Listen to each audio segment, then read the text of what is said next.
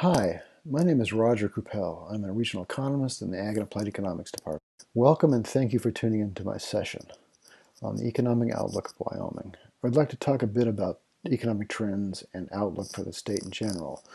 I will focus on two issues that both have economic development implications. The state has been hit with a perfect storm of two major economic impacts. Energy transition market adjustments that began about 6 years ago and is now having a large impact on our tax system and our economic base, and now the coronavirus.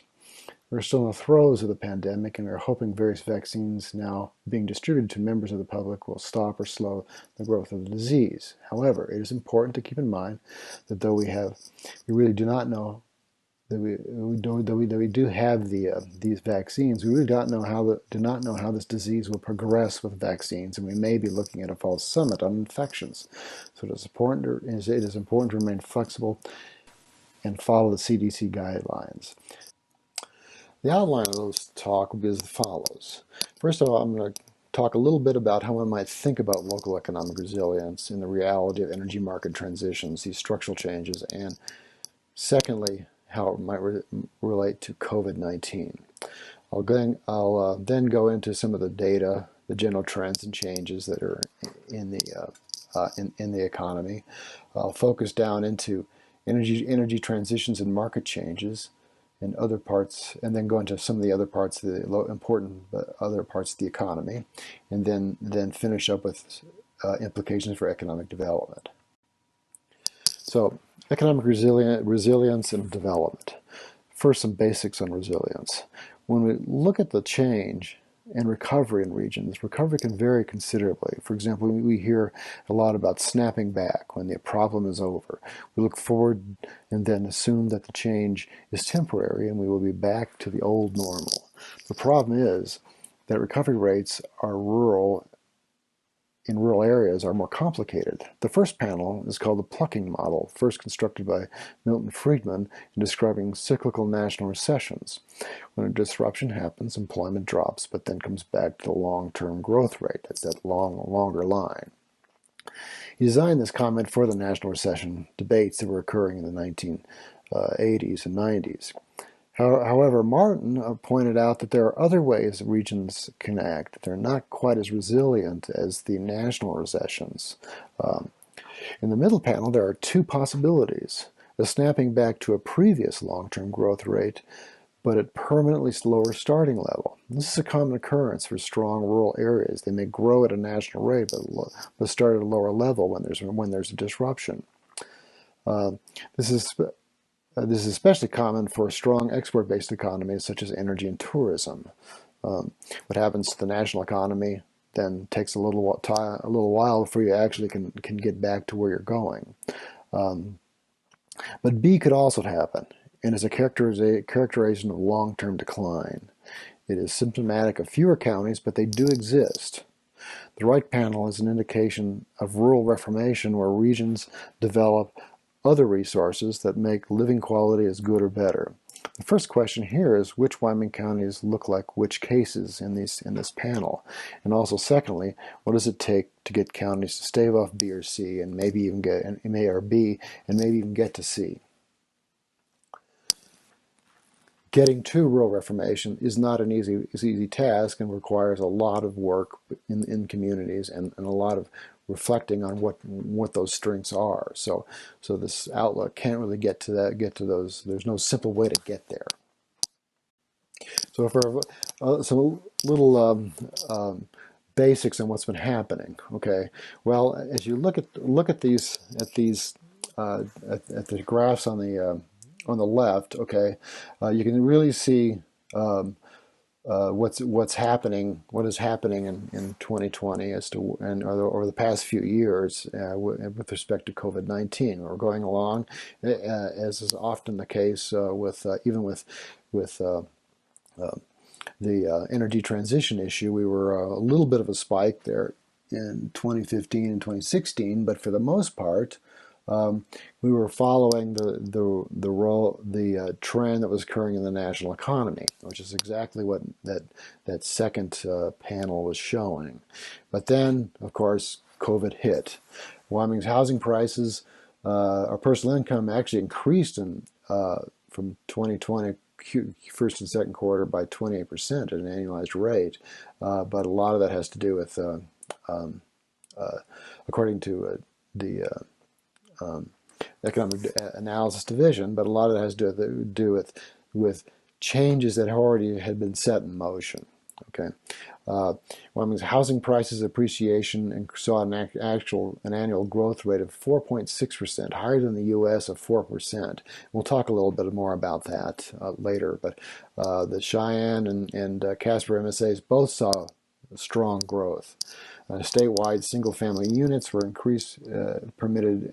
units permitted increased, but year-to-date through the end of August 2020 by 47 compared to 2019. Multifamily units increased year-to-date through the end of August by 99 in 1 year. So housing was driving a lot of what was going on here. But it's important to keep in mind there were a lot of people unemployed.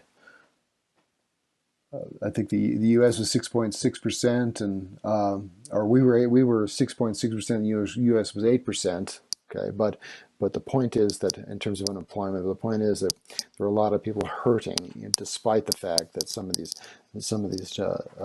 core indicators seem to suggest that we seem to be doing okay. Our energy sector is still in the doldrums and likely will remain for a while. The Energy Department's annual energy outlook of 2019-2020 provides some illustrations for that. On the left panel is their forecast. As expected, coal will likely continue to decline through the future, with coal-fired power plants closing both in-state and in areas we export coal to.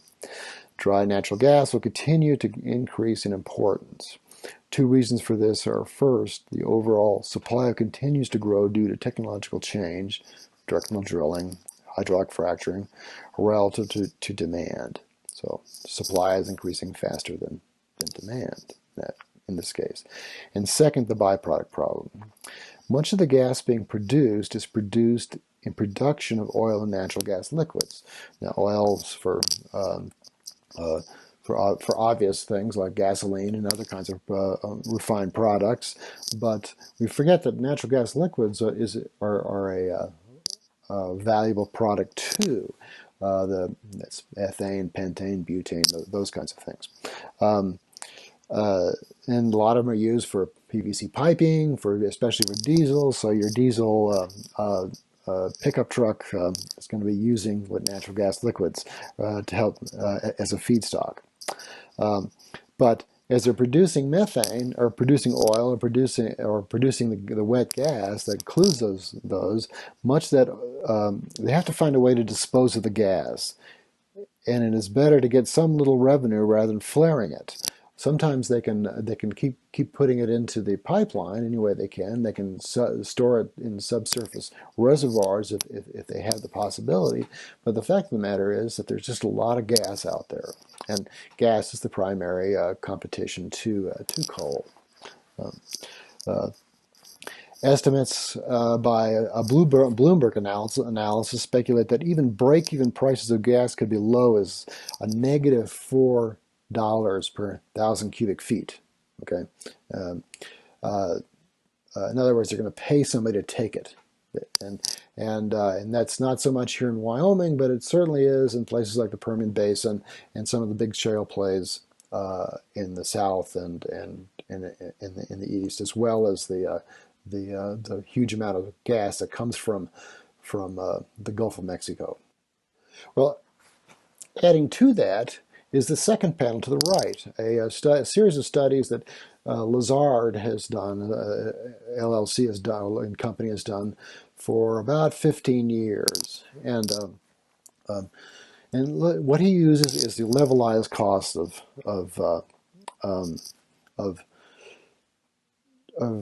different type of energies to see what it is, to see where the break-even price is and how they compare.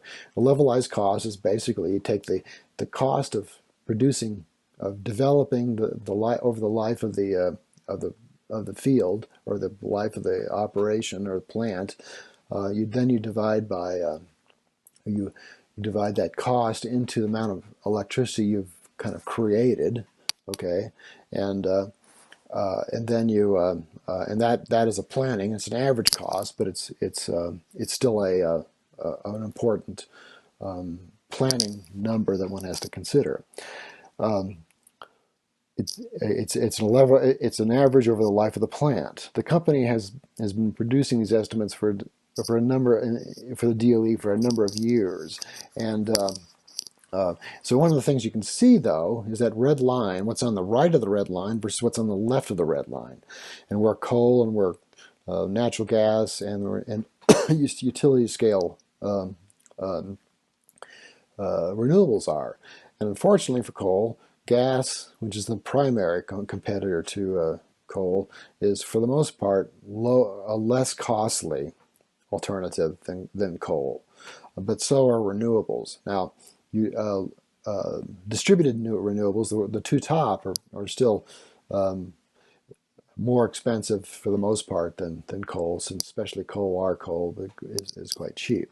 So that's good, but that's not what's killing the market for coal. What's killing the market for coal really is the natural gas, at the very bottom. So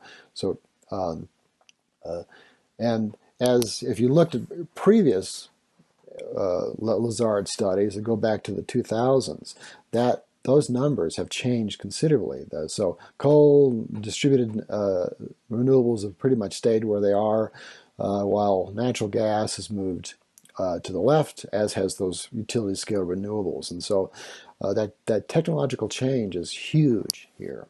Okay. We've moved into those regulatory this situation because of market-oriented policies that were started under the Reagan administration, and then initiated. There was a bit of a time lag there, but they were initiated in the mid '90s under Clinton. So if you look at monthly national gas spot prices over the period from January 2002 to January 20, you can kind of see, two things. First of all, there's a general slight decline. This is us here. Opal compared to the Henry Hub, which is the primary large terminal, exchange terminal in Louisiana that brings in gas from all over the United States and the Gulf of Mexico. There's two things. First of all, there's a general decline in prices, which goes with the fact that supply is increasing faster than demand. So at this point, the second thing is that it's quite variable. So one of the things about gas is that it is quite. Now, one thing it's important, and kind of related to that, though, is if you look at the variation from about January 2012 or 2009 on, that variation has dropped. And that variation has dropped in part due to the fact that, for one thing, they've got a better sense of how to get gas out when they need to get gas and put it in the pipeline for electricity generators. But secondly, they've been able to regularize the distribution of gas across more places because pipeline capacity has increased. Okay, and so therefore, if, for example, the Midwest doesn't need as much gas, maybe California, the Pacific Coast needs it more, or vice versa. Or maybe they can get gas from here to the farther to back east into the central upper Midwest areas quicker. Now, we've been working on that. We have a much more integrated pipeline system than we had before. But if you look at the next slide, okay, is where Wyoming is hurting. So we see natural gas contributions are highest since 2004, but they've declined due to price reductions. That's a supply response. Coal also has declined in terms of its contribution to our mineral severance taxes, but that's become a demand response. It's a different kind of thing. So it's important to keep that that mine, that we could have price changes because of supply responses, or price changes because of demand responses. Finally, what we have to consider is, going to the future, regardless of what happens, is the regulatory and environmental legacy issues. Okay, shifting to new technologies does not mean that older systems, the human capital connected to it, or the facility remnants change or disappear without efforts and costs. Cleanup and remediation are formulaically tied to a healthy industry. So when the industry goes down, okay, and the markets decline, reclamation slows down. Um, when the price goes down, so does reclamation takes a back seat. We have a lot that we've actually doing that's actually, from my perspective, looking at across other states, that reclamation that put us a little ahead of a lot of other states. We do actual reclamation plans. Colorado has that, as does Montana, but oddly enough, California does not. Um, uh, there's also interim reclamation here requirements that's kind of subject to BLM district requirements and state oil and gas conservation commission type commissions, but Wyoming is one that was started experimenting with that regulatory change. But we still have well over 4,000 or 5,000 orphan wells in Wyoming, and about 2,700 of those wells are on private and state land and still in need of remediation. On the coal side, the Surface Mine Reclamation Control Act creates a partnership with the states to manage that reclamation. But unfortunately, no matter how you work it, unless it's interim reclamation, it seems to be an afterthought. Uh, This is Office of Surface Mine Reclamation Enforcement data that is that. And during the boom, the green line is cumulative damaged land from production process. That's what mines do. There's nothing wrong with that. That's how we get our coal or whatever, or minerals out of. Okay, but the dashed line below it nets out reclaimed land. So it's still growing. So the net amount of land needing reclamation is still going up in the middle of the boom. So even in the boom, when the companies have the funds, the need for reclamation increases. Post-reclamation, or post-boom, reclamation still is needed, but exists. But the funding sources are questionable.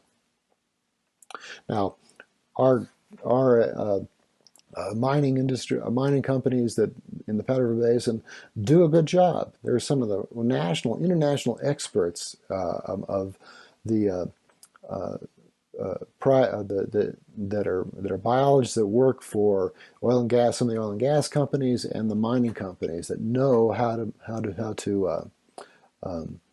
to reclaim. Their human capital is huge, but ultimately you need money to reclaim, and that's where it becomes riskier to actually get it. So, likewise, the Abandoned Mineland Fund, over 50,000 sites in the United States, and it's used to clean up environmental damages by mostly coal, but it kind of goes into a lot of other energy sectors. Abandoned Mineland Fund tied to coal production, but we've seen it. I was working on a project, been working on a project through the College of Ag and through our Reclamation Center on a legacy issue with a uranium mine, but they don't pay into it. The money that comes into the AML is 31 cents per short ton of coal. That's an important issue, and there's been discussions about trying to widen that to other energy sectors, but so far they haven't been particularly successful. In 2021, the legislation for continuing AML funding comes due in Congress, and so hopefully our warring parties will figure out a way to work on that, to work together, so they won't so we can actually get that reauthorized. And maybe one of the few things that warring parties may agree with. So what are the economic opportunities? Okay, well, we're already working on here at the university on different aspects of this, and I think it's really important. Advanced products made from coal, um, uh, activated carbon is the primary one, but that primary activated carbon for manufacturing and engineering, but also manufactured carbon as a soil amendment, low level, I suspect you might call low level activated carbon. Coal char is a less expensive alternative to biochar, which is being used. But other ones include rare earth elements, coal to chemical feedstocks, and other. And so the College of Ag is part of that group, and the Reclamation Center in particular is part of that. We're also looking at different ways to reclaim in terms of how you reclaim a sagebrush steppe. There's the costs and risks involved, but also how you create the topological approaches that might provide more of a more security in terms of how whether or not those vegetative communities will return. Well, these are all concepts and tools that can be exported to other states and other areas nationally and internationally.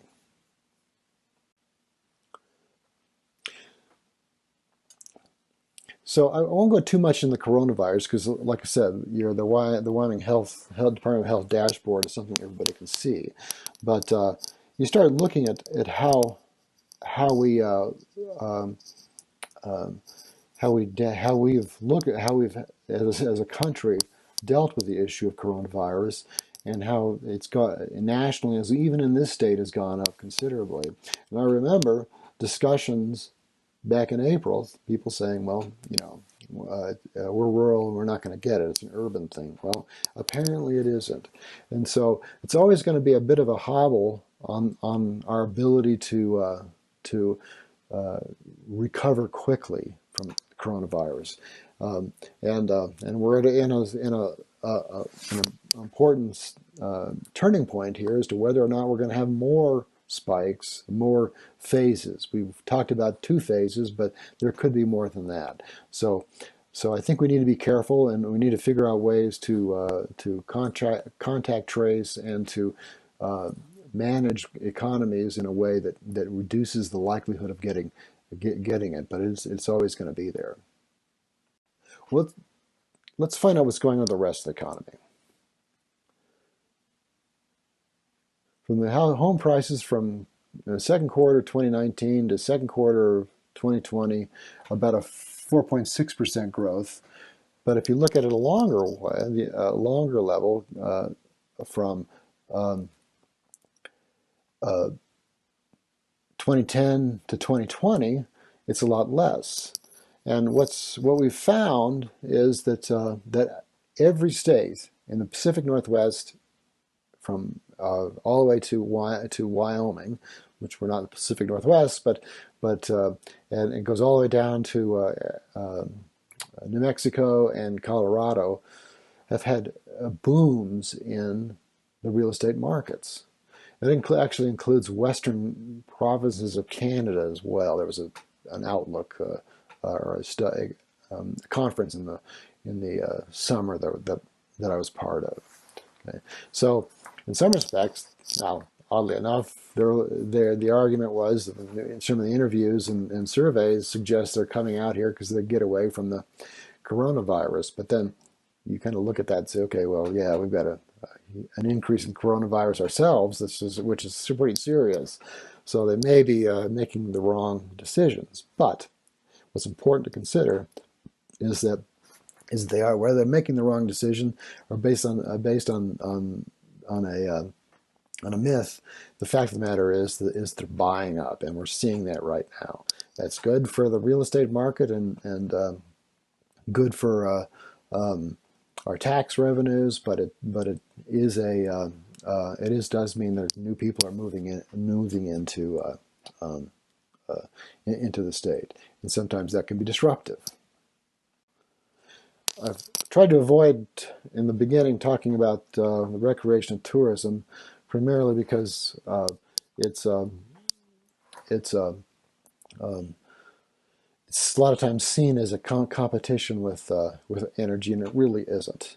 I mean, we need both, and it's an important part of the diversification issue. But what I've done here is some work I was doing when somebody asked me to do on the COVID impacts on the national park. This is back in July when we were doing this, and so what I'm using here is Yellowstone and Grand Teton as sort of bellwethers for what COVID is doing to those visits. A lot of those communities in Pacific North or in the northwest part of the state, as well as this part of the state, the here in Laramie, are dependent on, and partially somewhat dependent anyway, on the uh, the tourist dollars, whether they're in the winter or in the summer. We need that. It's not as big as on the tax revenues as energy, but it is big for employment and and and their tax contribution is not insignificant. It's pretty important. So what do we see? Well, for the most part, it's been going up. That's it's kind of ups and downs since 1990, and it'll continue to go up. But tourism hit Yellowstone and Grand Teton pretty heavily. Yellowstone June 2020 compared to Yellowstone June 19, a 32% drop. Grand Teton, a 25% drop.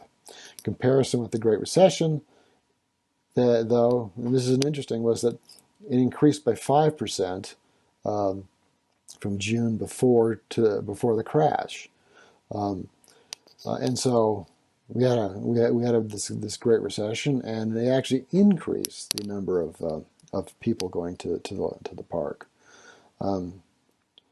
There's less visitation sensitivity and less data in the national forest, but the expectation is lower less with high density pulsing occurring. Now, if anybody's been in the Medicine Bow National Forest, there's been a huge numbers of people from outside the state coming in and recreating, and so even the forests have felt that too. The second one here is a little more detail, and this is to me is kind of interesting. Uh, so if you look at changes in visitor hours versus changes in visitors, as the previous slide suggested, there was a substantial negative change in both those um,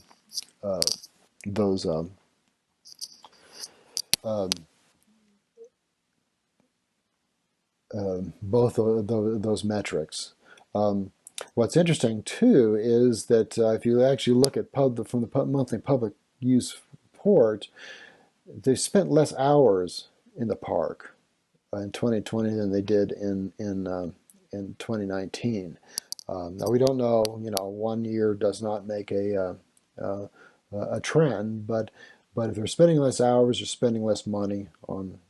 And so there's less sales taxes coming in. We don't really know what the sales tax implications are yet on that, but a lot of us are kind of wondering about that right now.